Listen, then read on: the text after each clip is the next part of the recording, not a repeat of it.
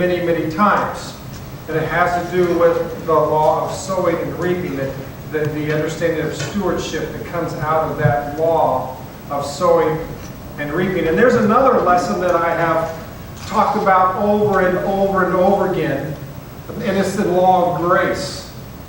And I'm reminded before I leave, there's some things I want to share with you, remind you of. I feel like the Apostle Paul, when he's getting to the end of his letter, he would say start throwing this thing, remember this, remember that, remember the other. And so there's a couple of things I want to just really pound home over the next couple of weeks.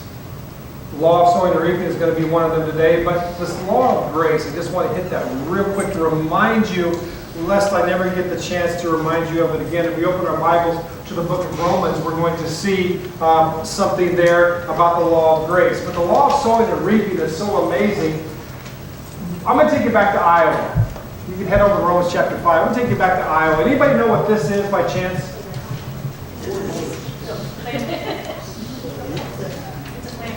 It's a planter.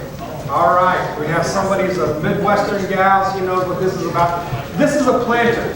So what you do is you put your seed corn in those tiny little bins, and then you have some discs, see those discs at the bottom, and as it goes and cuts a little valley down into the soil, then there's a planter that drops 3 corn seeds into every spot. The reason there's 3 is in case one of them doesn't germinate, you make sure that spot is not wasted. And so you go down, and you notice how the size of those bins. They're not very big, are they?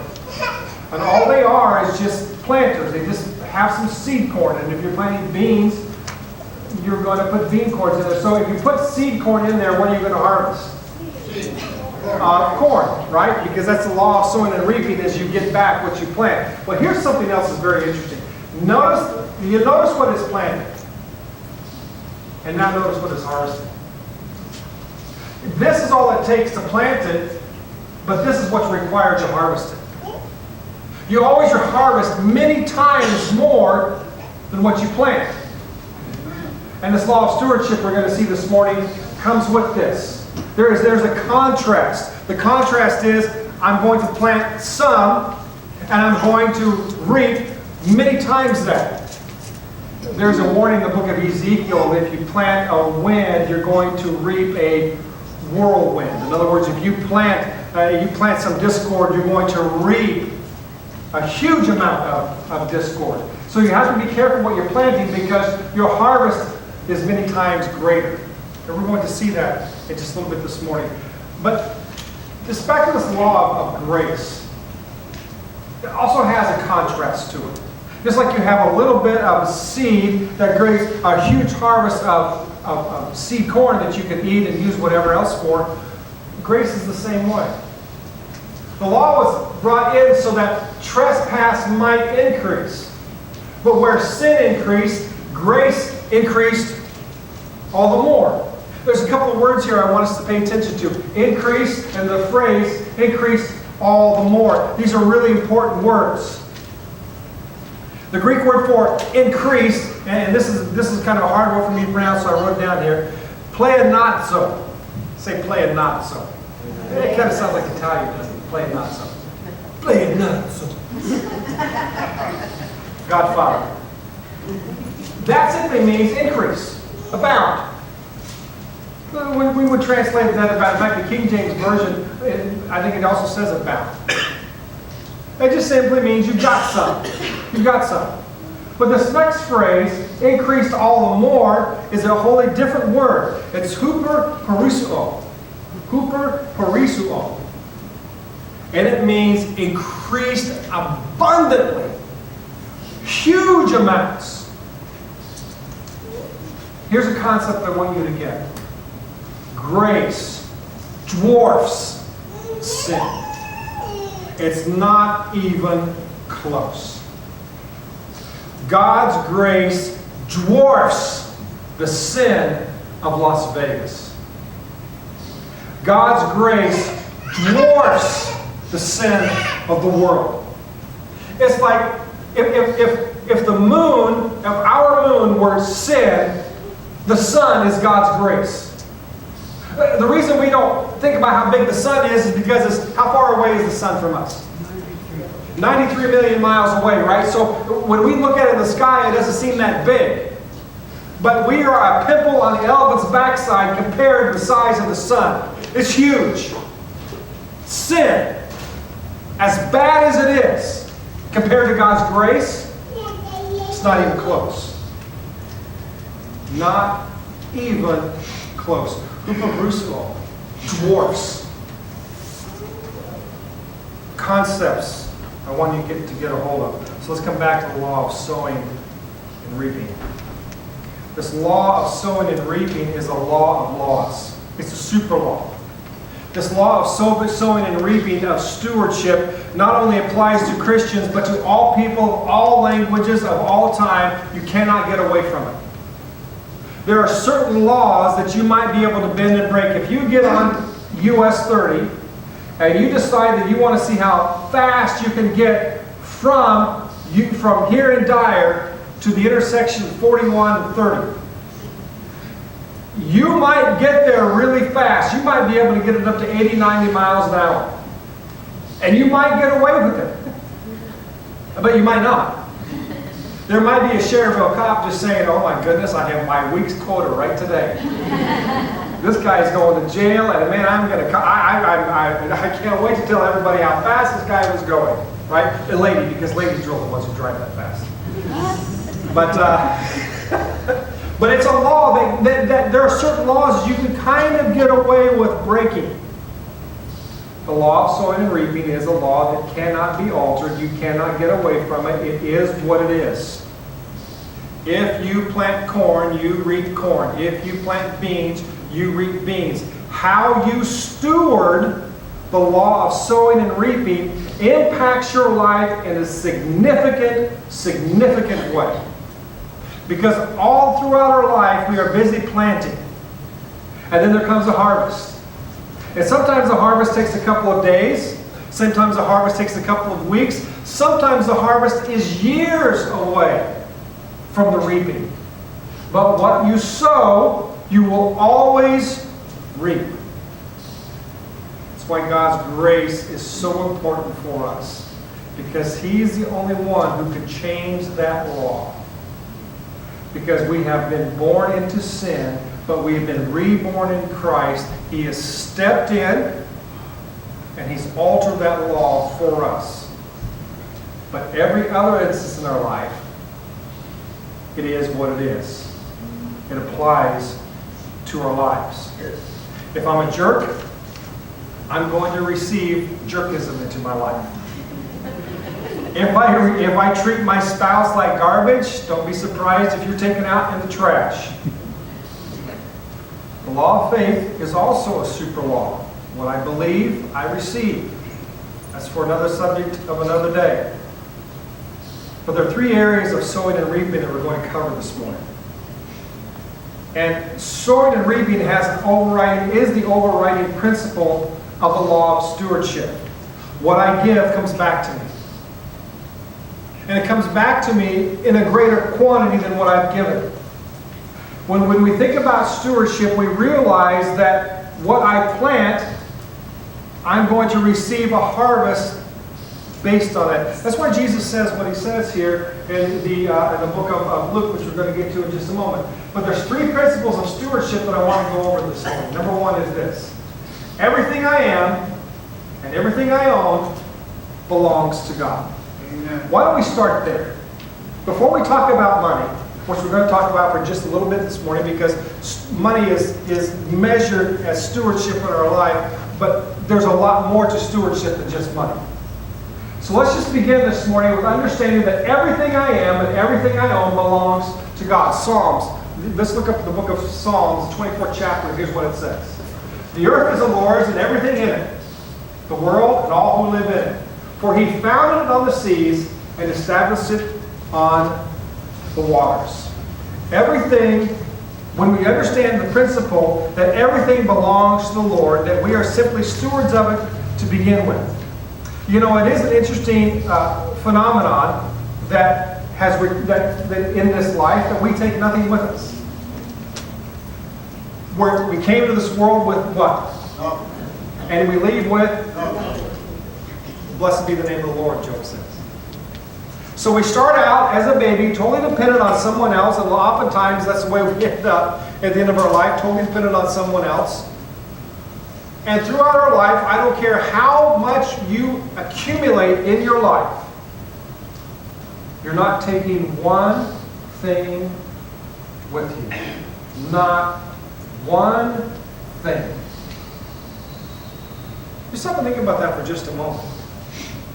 What I'm taking with me is my personality, my soul, as they say, and my spirit, if it's been remade into Christ. A body I'm not taking with me. All the stuff that I accumulate, I'm not taking with me. As we prepare for a move, we are going through all sorts of things, and we're like, what was I thinking when I bought this? Anybody been there? How many of you have a garage full of stuff you're like, what in the world was I thinking when I bought this? At the time, it seemed like it was a really good idea because it was on sale, right? I have to buy it because it's on sale. So now we got all this stuff we need to get rid of, and Goodwill, and we're on a personal name basis with it. Oh, here comes Randy and Sherry with more stuff. Because that's what happens. When you think about all the stuff you accumulate, we take none of it with us. Because it all belongs to the Lord to begin with. And we are just simply stewards of what He's given to us. Rolla talked about this morning, a verse from 1 Peter, about giving our gifts to the Lord. They come from Him anyway. And so if you've been given a gift, to hold on to that gift and not use that gift is bad stewardship. If you have the gift of speaking and yet you do not want to speak, that's bad stewardship.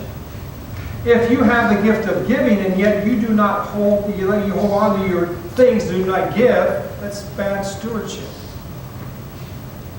If you have the gift of ministry and you have the gift of serving people in their time of need, and yet you don't serve others in their time of need, that's bad stewardship. Because all of us have been given gifts, and when we don't utilize those gifts for the kingdom of God, it's poor stewardship. Because everything belongs to Him. We're going to talk more about that at the end of the message.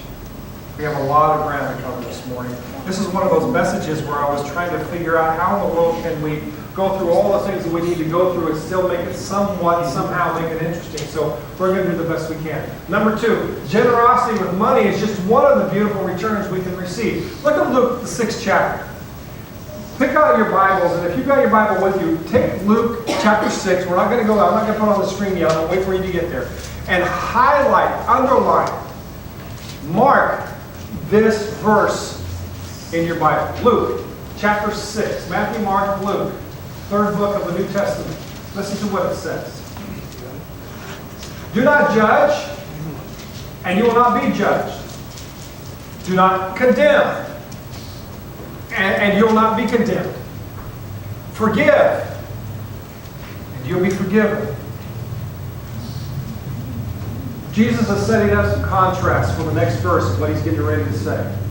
So 37, He is saying, now listen, be careful about your judgments on other people. Because the law of sowing and reaping says that's coming back to you. Be careful about condemning other people because the law of sowing and reaping says you will be condemned. Now those are two negative situations. If I judge, law of sowing and reaping says I will be judged. If I'm condemning of other people, be careful with that because that's going to come back to me. If I reap a wind, I'm going to reap a whirlwind. If I condemn, I'm going to be condemned. How much then are you going to be condemned? A lot more than you were condemning. Because the law of the harvest, the law of sowing and reaping says, I always receive a lot more than I give. My harvest is greater than my planting. So when I am judgmental towards other people, when it's time for me to get judged, it's going to be a lot more. If I'm condemning of other people, when it's my turn to be condemned, it's going to come in on me in waves. You remember the picture of the planter and the harvest? But Jesus says, you know what, there's another contrast in here. With the measure that you forgive, with the planting that you forgive, that's what's going to be given to you in your forgiveness. So if you have an attitude of grace and forgiveness towards other people, when it's time for you to need grace and forgiveness, it comes to you in waves. You see the beauty of that? The beauty of the law of sowing and reaping is it's so predictable. I'm going to get exactly what I plant. I'm going to receive back to me exactly what I've put into the ground, what I've put into other people, what I've put into my community, what I've put into my church. Those are the things that are going to come back to me in waves. You're going to need a semi-truck to bring back, to handle all the stuff that's coming back to me. So I'm careful then what I plant. I'm conscious about what I plant, because it's going to come back to me. And Jesus gives an illustration of how it's going to come back to us. Listen to what he says here. Give and it will be given to you. A good measure, pressed down, shaken together, and running over, it will be poured into your lap. For with the measure you use, it will be the measure for you. See how beautiful that is. The beauty of this law is that it can be used for our benefit. We don't always have to think about it on the negative side. If you want good things into your life, how many times have you heard me say this over the last 5 years? If you want good things in your life, plant good things in your life. If you want to see monetary prosperity in your life, start sowing monetary prosperity. Quit acting like this is the only $2 you have and you can't rub two nickels together. You put that mindset in your mind and you're never going to see this. Because if you don't give, you're not going to receive. If we're not willing to pour into other people's lives, how are they going to pour into yours? If we're not willing to exercise faith, how are we going to please God and you pour abundance into your life? This is the principle of life. You can't get away from it. This applies to all people on the earth. Jesus is not saying, now listen, this is just for the Jews. He's not saying this is just for the Christians who are going to follow the Jews and be part of my church. This is for all people of all time. This is a universal law. With what you plant, you will receive. If you take a seed of corn and you plant it into the ground, it doesn't matter whether the ground is Brazil or China or Afghanistan or Iowa. Corn is going to come out of that ground. It doesn't care where the ground is. What's going to come out is what's planted. It's a universal law. It applies to all people at all times. And so is this. With the measure you give will be the measure you receive. It is a universal law and it cannot be changed unless God changes it. So we look at our lives and we say, well, how am I doing in this area? Am I being stingy? Not only am I being stingy with my money, am I being stingy with my time, with my effort, with my talents? Has God given me something that I'm to use in the lives of other people, and yet I sit on it like a hen sits on an egg in the hen house, making sure nobody gets to it? I only got a couple weeks left. I can say what I want, right? Come on, man. This is life we're talking about here. This is your life. Like Rowan said this morning, you never quit. There's not a statute of limitations on giving. There's not a time when God said, sorry, you're 80 years old, but I'm going to quit honoring that whole giving and receiving thing. Oh, you're 80 years old, you can retire. You don't have to worry about, giving into the church anymore or pouring your life into other people. One of the travesties of our culture is that we are obsessed with youth. It's travesty. It's heartbreaking. We're obsessed with youth. When you're 25 or 30 years old, you don't know nothing.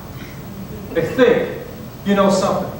It's always a race. Who can have the youngest president? Silliness. Because wisdom comes in time. And we're not harvesting the wisdom of our senior folks who've been around and the block a few times and know some things. Since we're obsessed with youth, we miss out on the harvest of their life. That's a shame. I don't know how I got there, but we're moving on to principle number 3. Here we go. Something happened here.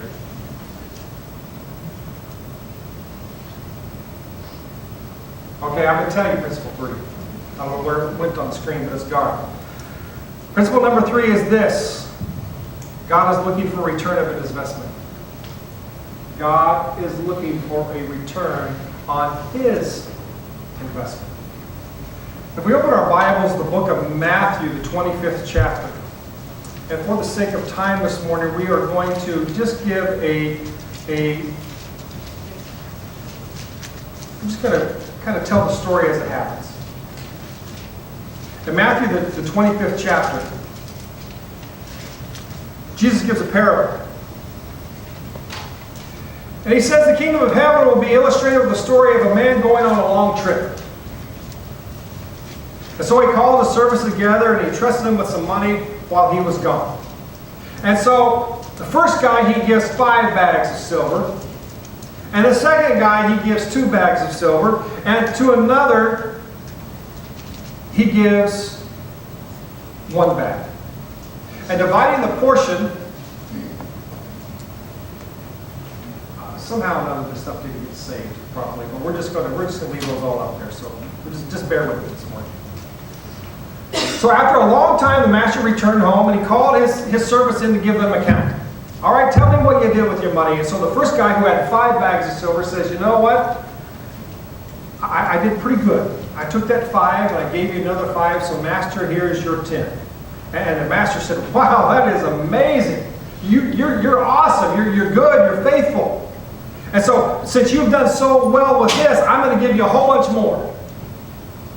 So the second guy comes in and he says, tell me, how did you do with your 2 bags? He said, well, master, here's what I do with my 2 bags. I put them to work for you, and you gave me 2, and now I have 2 more. So here's 4 bags of silver. We started out with 2, and I added 2, and the master says, that is amazing. It's amazing what you've done with 2 bags of silver. I'm going to give you responsibility over a whole bunch more stuff. And then there's the last guy that he gave 1 bag of silver. Listen to what he says here. Master, I knew you were a harsh man, harvesting crops you didn't plant and gathering crops you didn't cultivate. I was afraid I would lose your money, so I hid it in the earth. Look, here's your money back. But the master replied, you wicked and lazy servant, if you knew I harvested crops and I didn't plant and gathered crops I didn't cultivate, why did you deposit my money in the bank? At least I could have gotten some interest on it.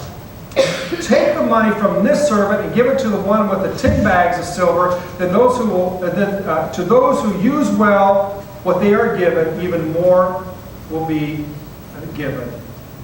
They will have abundance. So here's 6 things I want you to understand about the parable of talents. Number 1, success is a product of our work. God has not called us into poverty. Success is a good thing. But there's something that's higher than monetary success.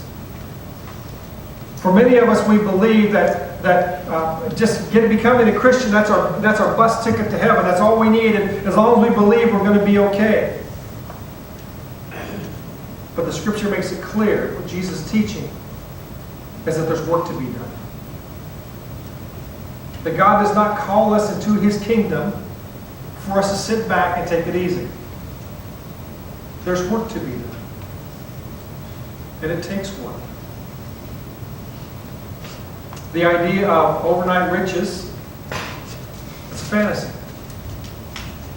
You're not going to win the lottery.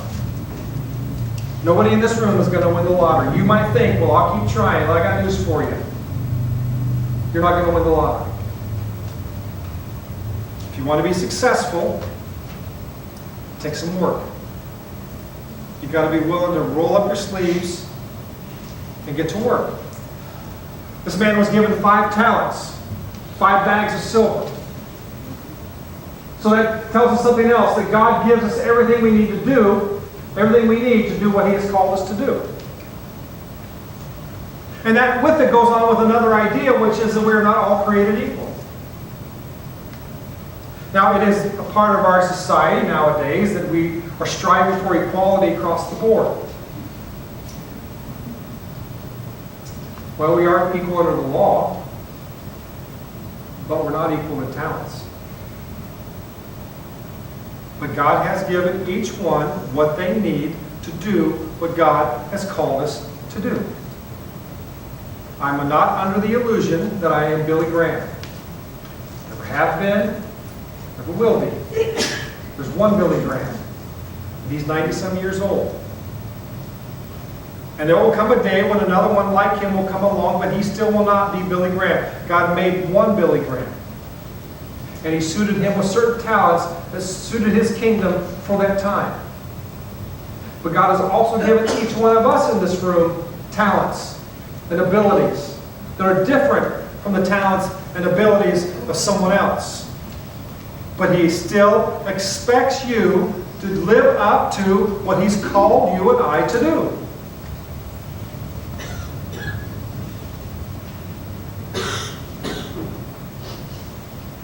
If you're involved in any type of organization, that doesn't matter here because I can't think of any really names, but if you're involved in the Elks Club, or if you're involved in the Eagles Club, or if you're involved in the VFW, or any of those other organizations, Isaac Walton, they're in real decline across the board in America. It's not just churches that are in decline. Any type of organization across the board that requires effort and giving is on the decline. And it seems like we have a generation of folks in their 30s and 40s that just don't want to be burdened down with responsibilities. We want to participate, but we don't want the responsibility of stewardship, of making sure that things are taken care of. So if you see an Elks Club, you're going to go in there and say, how's membership? They're going to say to you, well, we're down. If you go to Isaac Walton Club and you go, how's membership? Well, we're down. Why is that? Because people don't want to take responsibility and actually financially contribute every month to make sure this organization survives. Well, I wonder how God feels when he's given us talents and abilities and we don't use them. Not only do we not give financially, but we don't give in any other way either. You see, stewardship requires much more than just me throwing a few dollars at a plate. It requires me to do some work. It requires me to use what God has already given me for his kingdom. It makes me realize that everybody has their own gift. Everybody has their talents. Jesus assimilated 12 guys together. It was 13, but one of them hanged himself because he betrayed Jesus. So here's 12 guys. Matthias takes Judas' place. And so here they are, 12 guys. Different walks of life, different backgrounds. Somehow or another, Peter moves himself up to kind of the leader of the bunch. And here comes the Apostle Paul from out of nowhere. Each of them with different abilities. Philip was sent down to India. Different apostles are sent all across the world. Each one with their own ability. See, God didn't even equip his 12 disciples with all the same abilities. And he hasn't equipped you with the same abilities as everybody else. But he does expect us to use them. Number 4, we are to work for the master, not for ourselves. You notice what Jesus says in this parable. The guy says, I knew you were a harsh man, harvesting crops you didn't plant and gather crops you didn't cultivate. I was afraid I would lose your money, so I hid it in the earth. Look, here's your money back.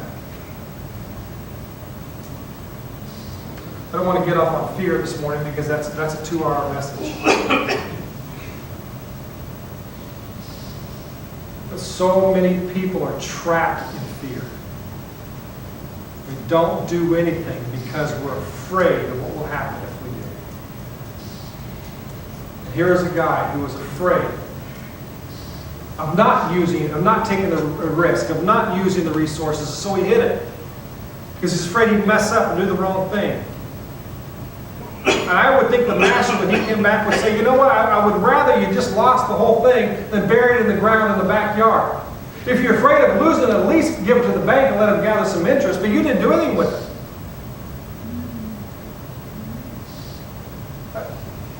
Over the last 7, 8 years, I've had a lot of opportunities to go into a lot of hospital rooms.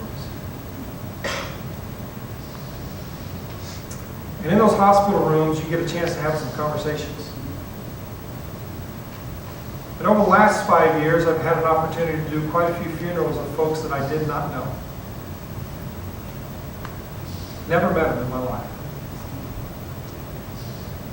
And somebody would say, hey, funeral home would call me, or somebody would call me, hey, would you do a funeral for such and such a guy? Well, can I meet with the family and find out who this person is?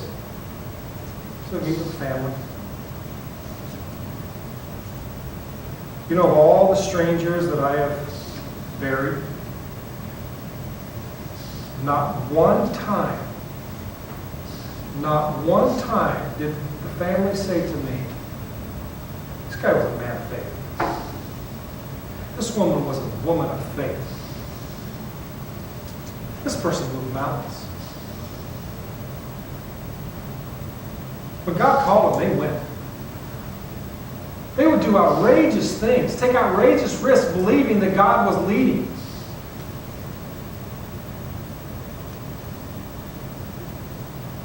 I don't know what I have to offer. I don't know what's going to happen in Nevada, but I'll tell you this. I'm 85 years old.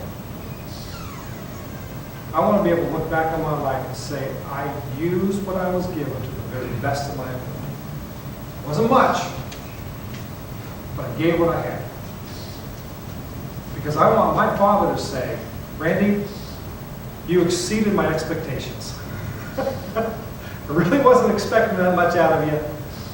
But man, you went fearlessly. Is that selfish? Yeah, probably is. Man, come on, you guys. Wake up to the potential that's in you when you understand stewardship is using what God has given me to the utmost that I have for Him. It's not someone else's responsibility, it's yours. The church is not somebody else's responsibility, it's yours. Your finances are not someone else's responsibilities, they're yours. Giving is not someone else's responsibility, it's yours. Showing up on Sunday morning is not someone else's responsibility, it's yours. Loving people around you. Don't wait for somebody else to do it, you do it. It's part of stewardship.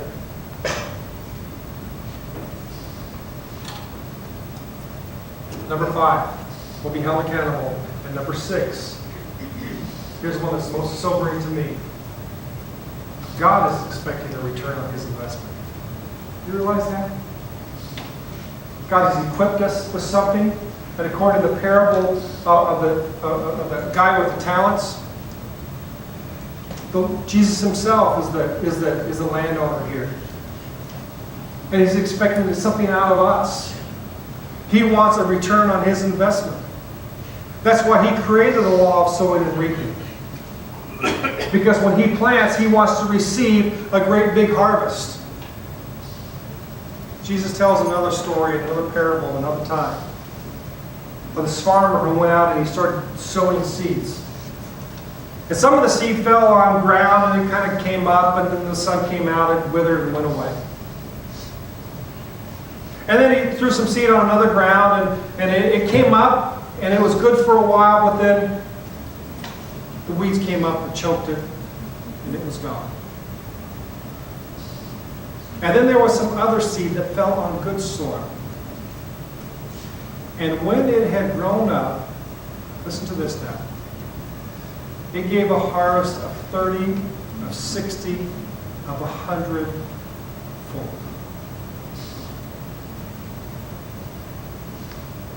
God expects something from us as a return more than He has given us. And it never stops. We end our work when we draw our last breath. So I wanted to take this morning to time. This morning, I know this has been a hard sermon and you're not used to hearing me get on your case. But I've been getting on my case pretty hard now for the last 4 or 5 months. What I'm sharing with you this morning is the things that I've been asking myself. Randy, what are you doing? Are you giving it your best? Are you living in fear or are you living in faith? Are you giving God all you got or are you just kind of holding back and coasting? Or were you willing to put it all on the line or are you going to play it safe? You want to take a risk? Or are you just going to coast? I say, let's give it all we got. We don't know when the Lord's going to return. When He does, I want to be able to give back to Him more than He gave me.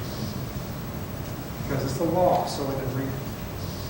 I want in my life, and I want in your life, great things.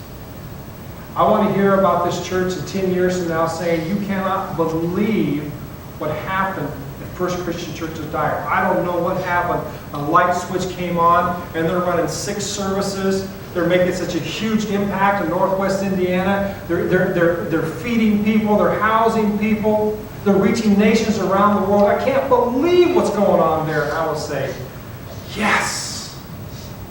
Awesome. The kingdom of God is a better place because of First Christian Church of Dyer.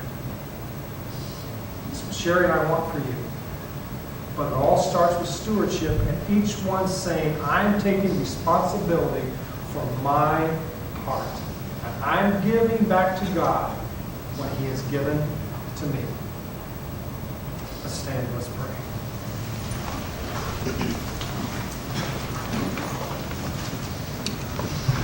Father, as we close out this message on stewardship, we're challenged by this unbelievable parable that you